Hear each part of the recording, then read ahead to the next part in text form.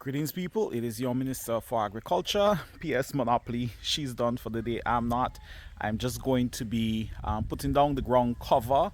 I wanted to do that this morning. I didn't get around to doing it. Yesterday, I cleaned up this area here. I haven't moved the bullhead or the plants as yet. This morning, I cleaned up this area here. I actually did a bit of tree cutting as well.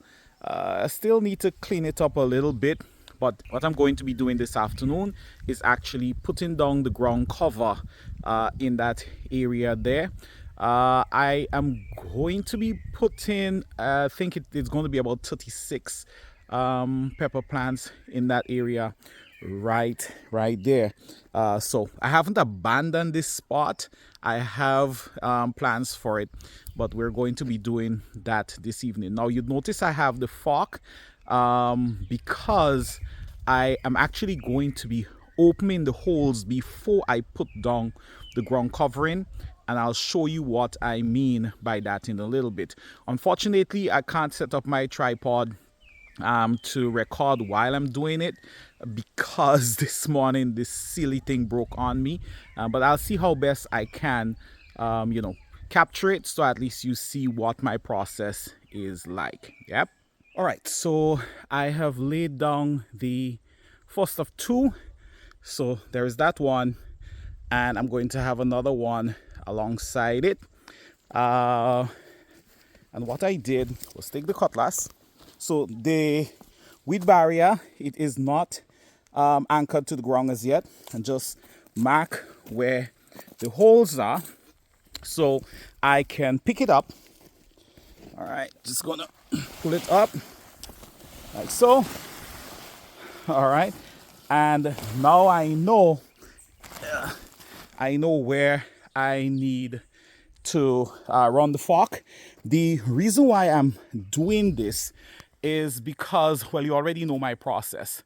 I need to open the hole, I need to put in my fertilizer, I need to put in my compost, then I need to put in my potting soil mix, then I put in my plant. Now, if I do not put the hole in, at least ensure that where the plant is going to go, that I've already, prepared that area, I've forked it up, I'm going to have a problem because it's going to be a bit difficult to do that with my little hand shovel. So that's why I'm doing it that way. It is also going to help break up the soil a bit. So the plants, the young seedlings, they have a nice environment for the roots to take hold. So let me do that, and then I'll show you what it looks like. Okay, so the next step has been completed. So you see, nice and soft. So when I put the covering down, I don't need to hurt my head about getting a nice accommodating hole for the plants. Note that this little fella right here was left alone. It's a yam that is pushing up there. Truth be told, this area right here, my father-in-law used to, many moons ago, plant his yams here.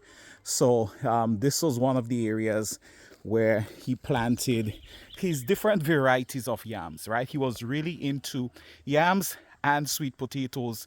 He used to have huge sweet potatoes, and he had, I think, maybe about 4 or 5 different varieties of yams. What I do know is there was a yellow one I did not like. All right, so let me put the ground cover down, anchor it with the spikes, and then I'll show you what that looks like. All right, so this is it. The first one is set in place, and I'm going to see if I could put on the other one before I run out of sunlight. Tomorrow I'm going to put in the seedlings. It is going to be tomorrow afternoon, unless of course the rain is falling tomorrow, then I'll put it in, put them down in the morning. If not, it's going to be in the afternoon. I always like putting in my seedlings or transplanting my seedlings in the cool of the day, so at least they get the entire night hours to sort of get themselves acquainted with their new environment. So I am going to see if I could put on the second piece of weed barrier. Now understand, I am putting this down for a couple reasons. One, it's going to help me with weed management. So when I came here this morning to clean the area, what you're seeing up there is what here was looking like, right?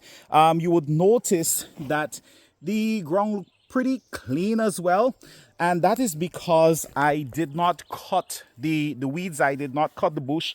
I actually uprooted them.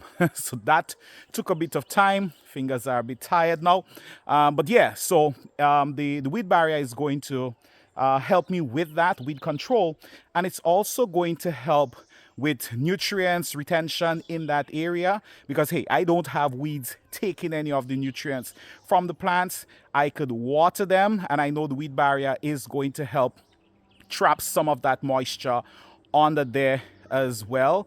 I don't need to hurt my head as the plants grow from watering and dirt splashing on their leaves. I may get that a little, but not much, again because of the weed barrier. All right, so there you have it. This is what the finished product looks like. Remember, this is just the ground cover or the weed barrier that is in place. I still have to put in the seedlings. So there you have it, guys. Pretty productive day. Tomorrow the seedlings are going in the ground. So again, I'll explain the process to you when I get around to that. And we still have to deal with this area up there. But hey, we have a few weeks, so we're going to get it done, yeah?